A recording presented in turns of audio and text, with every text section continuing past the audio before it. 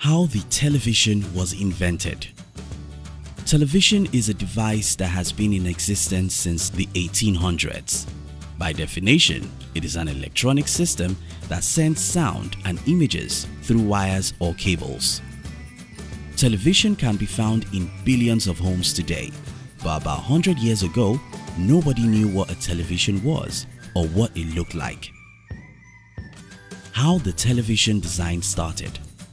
The early signs of the television began in the 1800s in the form of a mechanical scanning device transmitting images onto a screen.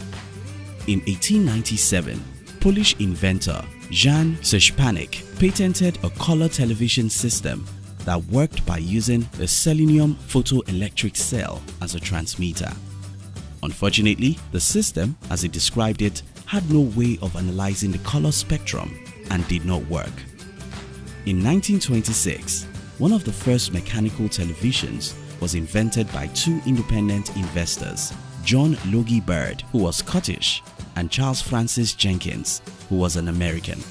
Their invention brought about the first mechanical television that used a rotating disc with holes arranged in spiral patterns.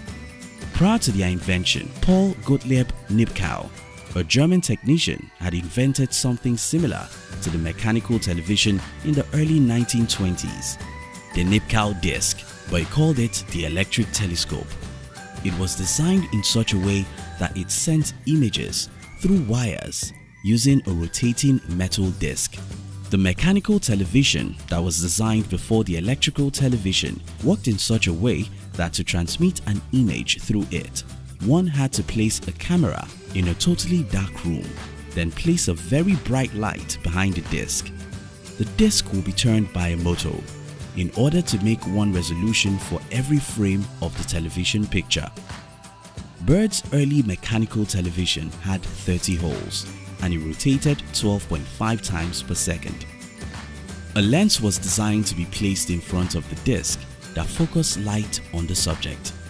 When the light hit the subject, it will be reflected into a photoelectric cell, which will convert the light energy to electrical impulses. The electrical impulses were transmitted to the receiver over the air, and the disc on the receiver would spin at the exact speed as the disc on the transmitter camera to ensure precise transmission. The receiving end featured a radio receiver that received the transmission and connected them to a neon lamp placed behind the disc. The disc would rotate while the lamp will put out light in proportion to the electrical signal it was getting from the receiver. This system would allow the viewer to view the disc but would require a magnifying glass. Electrical television. The electrical television was vastly superior when compared to the mechanical television. The idea that first championed the invention of the electrical television came about by two inventors, Russian Boris Rossing and English A. Campbell Swinton. They combined a cathode ray tube with a mechanical scanning system to create a totally new television system. Philo Taylor Farnsworth was just 21 when he created the first electronic television in 1927 by thinking of a system that would capture moving images along radio waves to different devices.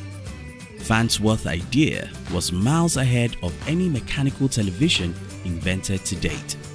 The idea involved the use of a system that captured moving images using a beam of electrons from a primitive camera.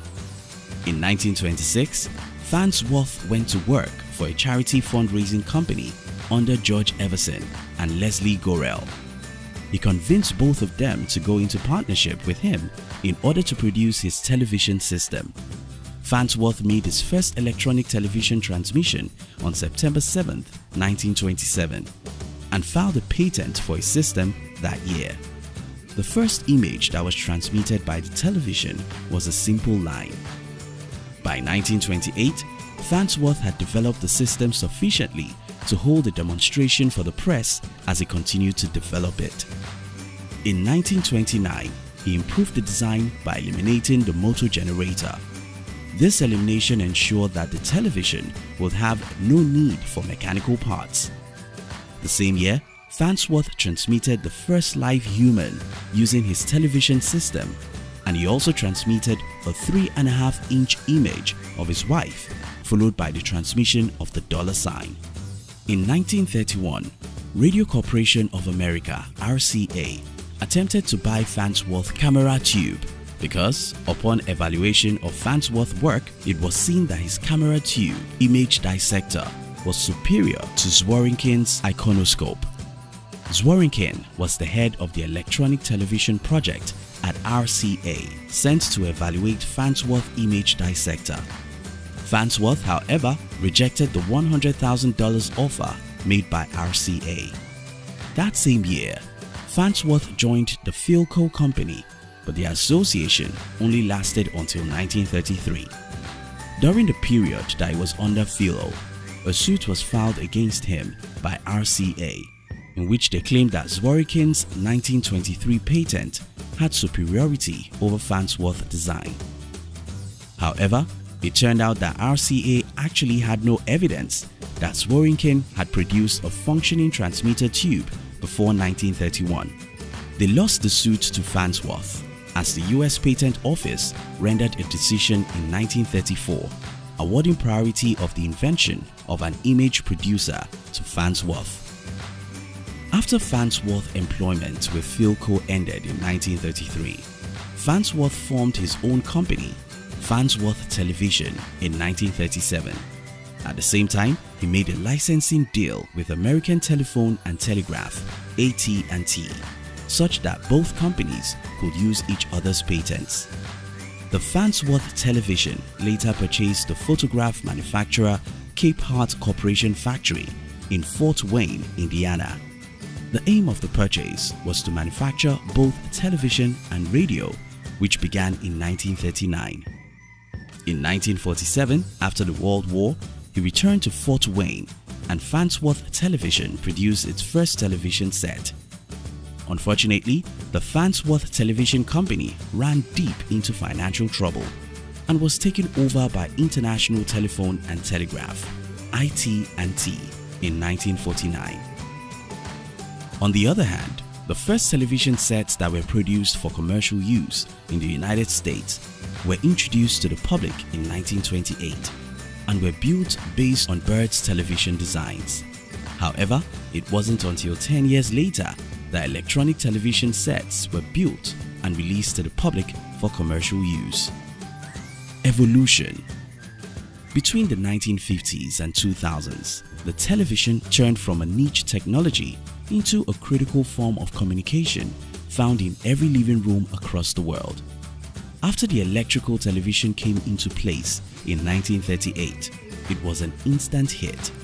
The first commercial broadcast took place in 1941. It was an advertisement for Boulevard Watch, which lasted for 10 seconds. In 1949, the number of stations had grown rapidly to 98 in 58 market areas. In June 1951, the CBS broadcasted the first color program, although the CBS's color system could only work with a small number of televisions across America. Approximately 12 customers could see the first color television broadcast. 12 million other televisions were blank for this program.